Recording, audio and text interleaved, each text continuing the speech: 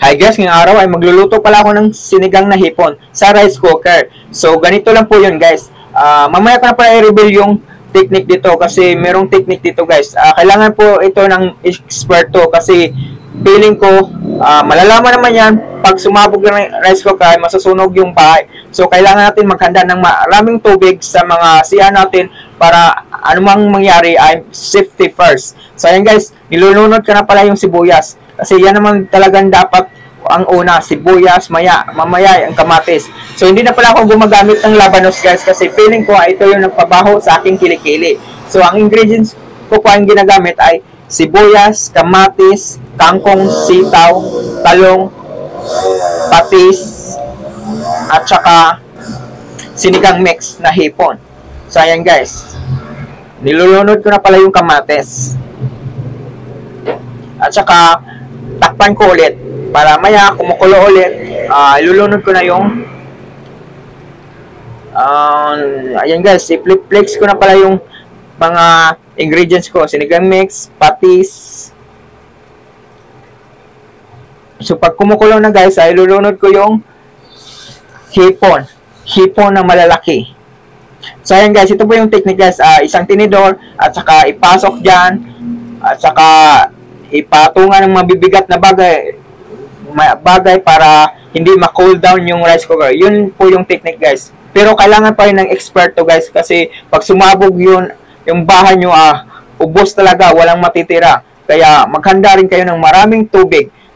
Ito lang po, huwag nyo po itong gayahin kasi mga kalukuhan lang po itong mga ginagawa ko sa buhay. Naghanda po ng maraming tubig dyan sa CR. Kung anumang mangyari sa buhay, kailangan safety first. Marami tayong impact na tubig. So, ayan guys, nilununod ko na pala yung hipon. Ayan, halukay ko na para lahat sila ay maging pula. So, ayan guys. So, at saka lagyan ko na ng sinigang mix. Ilalagay ko na yung sinigang mix para mas lalong sumasarap. At saka maging asim kilig ang ating niluluto. Ito po yung technique para maging masarap ang ating sinigang na hipon. So, hindi na pala ako gumagamit ng asin guys kasi feeling ko malasa na tong sinigang mix na to. So, iwan ko lang sa inyo kung gumagamit pa rin kayo ng asin. Kasi ako hindi na ako gumagamit ng asin kasi tama na sa akin yung panglasa, yung sinigang mix.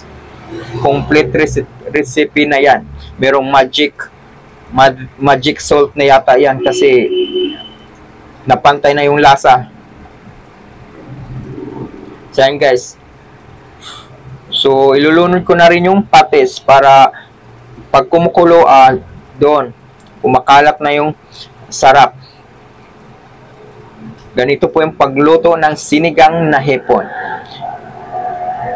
Ayan. So, ayan guys, hindi ko na pala tinanggalan ng bigote yung hipon guys para pag kukuha ako ng isa, mabilis ko na mahila yung hipon kasi doon ko lang yung bigote lang ihilain ko para makuha sila kaagad. So ayan guys, yung technique ko. At saka tinanggalan ko na pala yung bituka guys kasi yung bituka na yun ay hindi ko alam kung anong pinakain nila dyan kasi matataba yung hipon eh. So ayan guys, so pakulo naman ulit. So ayan guys, so ito na po yung ilulunod natin. Yung sili para medyo manghang yung ating niluluto. So, isang sili lang pala at saka hinati ko yung sili guys para may anghang naman yung niluluto natin. So, guys, at saka yung sitaw nilulunod ko na rin. So, ayan guys, nakat na pala yung video guys kasi bigla na putol. So, ayan guys, patapos na rin yung luto natin. So, ang last part pala guys, ang ilulunod natin ay yung kangkong. Yung kangkong na galing sa taplan. So, ayan guys, ilulunod na natin. Ayan, ayan. So, wag mo natin halukay yung kangkong guys para hindi mapait yung niluluto natin. Ayan, ilublob lang po natin yan. Ganyan. Ganyan dapat ang technique guys. Ganito lang po magluto. Ayan. At saka takpan na natin. At saka pagkatapos, tikman. Ayan. Pagkatapos nating tikman guys. Ayan. Ayan. Masarap. Masarap. Tama-tama na sa panglasa ko. Ayan guys, sinakpan ko na. Ayan, saka tanggalin ko na rin yung saksakan. Yan guys, kasi hindi naman pwede na malata, sobrang lata yung kangkong. Ayan, tinanggal ko na, saka pinainin ko na, mamaya-maya kakain na ako kasi nagugutom na ako. Ganito lang po yung technique guys. So sana marami kayong natutunan.